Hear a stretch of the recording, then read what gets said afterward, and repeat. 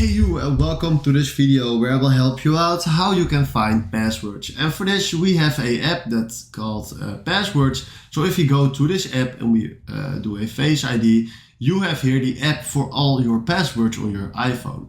So right now if we click here on all, you see here a lot of apps, and right now if you click here on this app, you will see your name, your email and your group, and sometimes when it needs a password, he will share the password just right here.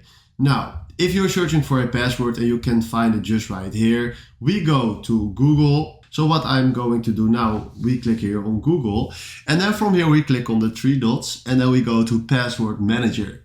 Then we do a Face ID, and right now if we want to check a password for a website, we can also click on this, and then you will see all your passwords on iPhone. So you have two options, just on the Apple or in Google itself. So this is the best way how you can find your passwords on iPhone. And if you found this video helpful, please consider subscribing and give this video a like.